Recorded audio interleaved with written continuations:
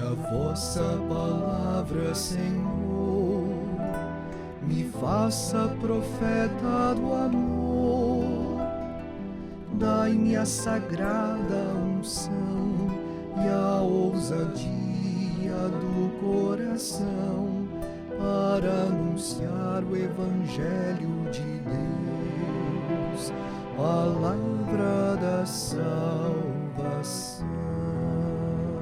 Convertei-vos e acolhei a proposta de Deus. Amados irmãos e irmãs, iniciamos um novo ciclo litúrgico, tempo forte da fé, ou seja, o tempo da Quaresma. O tempo da Quaresma visa preparar a celebração da Páscoa.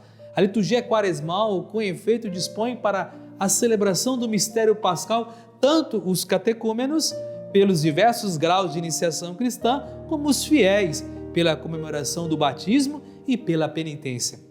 No início da nossa caminhada quaresmal, neste primeiro domingo da Quaresma, a palavra de Deus convida-nos à conversão, isto é, a recolocar Deus no centro da nossa existência, aceitar a comunhão com Ele, escutar as suas propostas e concretizar no mundo com fidelidade os seus projetos. A primeira leitura do livro do Gênesis afirma que Deus criou o homem para a felicidade e para a vida plena.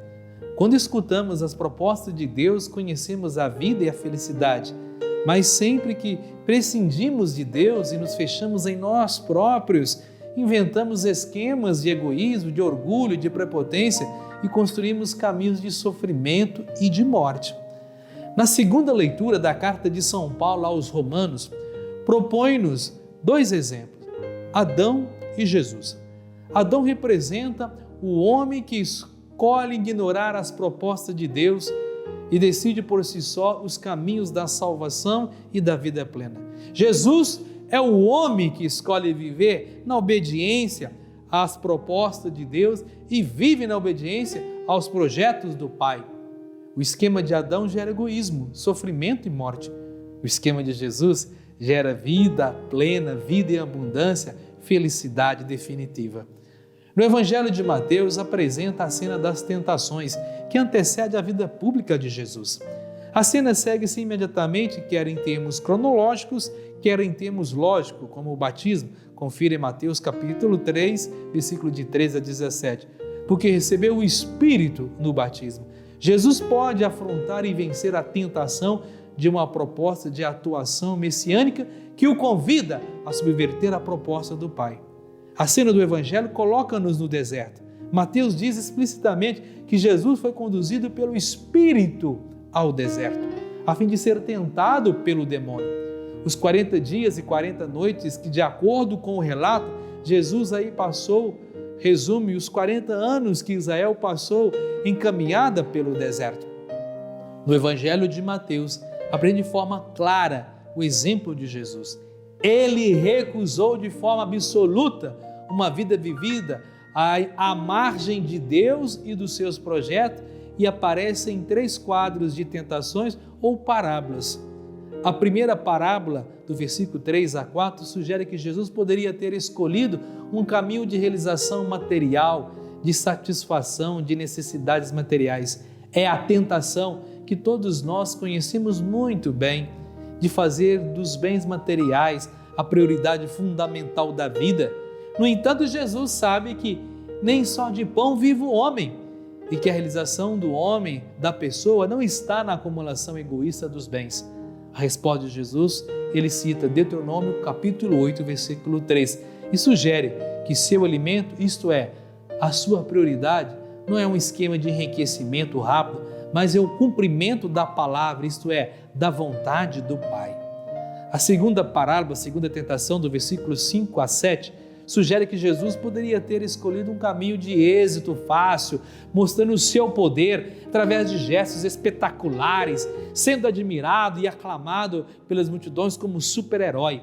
Jesus responde a essa tentação citando Deuteronômio capítulo 6, versículo 16, e sugere que não está interessado em utilizar os dons de Deus para satisfazer projetos pessoais, de êxito, de triunfo humano.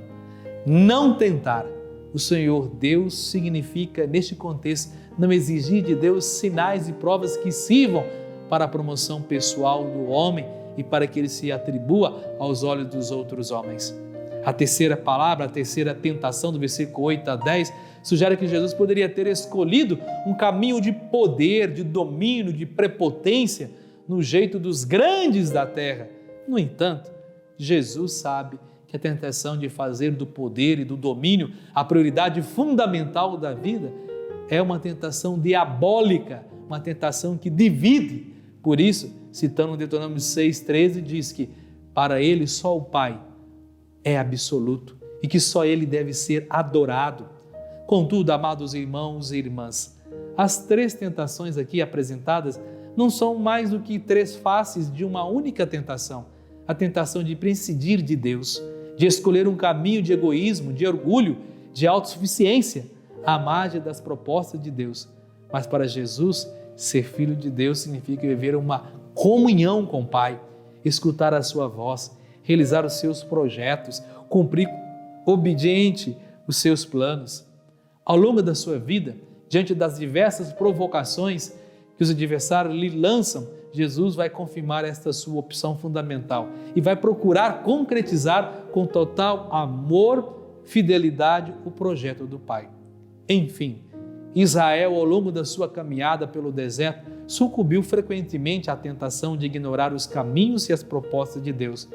Jesus, ao contrário, venceu a tentação de prescindir de Deus e de escolher caminhos à margem dos projetos do Pai. De Jesus vai nascer um novo povo de Deus, cuja vocação essencial é viver em comunhão com o Pai e concretizar o seu projeto para o mundo e para os homens. Por isso, convido a todos, nesse tempo da Quaresma, vamos de fato abrir-se à proposta do Evangelho. Vamos juntos evangelizar. Compartilhe essa homilia com seus amigos e amigas. Convide às celebrações nesse tempo da Quaresma. Vamos inscrever nas nossas redes sociais. Ative o sininho de notificações. Comente, compartilhe. Sejamos homens e mulheres convertidos, comprometidos com o Evangelho de nosso Senhor Jesus Cristo. Que Deus nos proteja, nos abençoe hoje e sempre. Ele que é Pai, Filho e Espírito Santo. Amém.